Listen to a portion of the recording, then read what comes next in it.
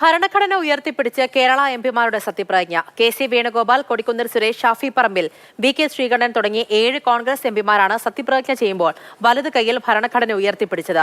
കേന്ദ്ര സഹമന്ത്രി സുരേഷ് ഗോപി രാവിലെ തന്നെ സത്യപ്രതിജ്ഞ ചെയ്തു.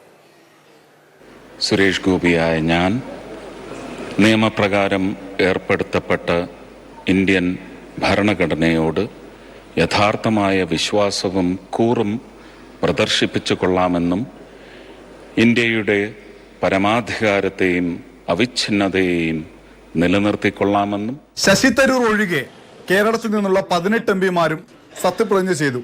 ഭരണഘടന ഉയർത്തിയാണ് മുന്നോട്ടു പോക്കിയെന്ന് കേരള എംപിമാരും പ്രഖ്യാപിച്ചു. Shri K C. Venugopal. I, K.C. Venugopal, having been elected a member of the House of the People, do share in the name of God. നിയമം വഴി സ്ഥാപിതമായ ഭാരതത്തിന്റെ ഭരണഘടനയോട് ഞാൻ നിർവ്യാജമായ വിശ്വസ്തയും കൂറും പുലർത്തുമെന്നും. കേരളത്തിൽ നിന്നുള്ള ഏക CPM അംഗം കെ രാധാകൃഷ്ണൻ ദൃഢപ്രതിജ്ഞ എടുത്തു. ഞാൻ ഏറ്റെടുക്കാൻ പോകുന്ന കർത്തവ്യം വിശ്വസ്തയോടുകൂടി നിർവഹിക്കുമെന്ന് ദൃഢപ്രതിജ്ഞ എടുക്കുന്നു. മിക്ക എംപിമാരും മലയാളത്തിൽ സത്യപ്രതിജ്ഞ ചൊല്ലിയപ്പോൾ ഹൈബി ഈഡൻ ഹിന്ദി തിരഞ്ഞെടുത്തു. വിദേശത്തുള്ള ശശി തരൂർ വെള്ളിയാഴ്ച തിരിച്ചെത്തിയ ശേഷം സത്യപ്രതിജ്ഞ ചെയ്യും. അനൂപ് ദാസ്, മാതൃഭൂമി ന്യൂസ്, ഡൽഹി.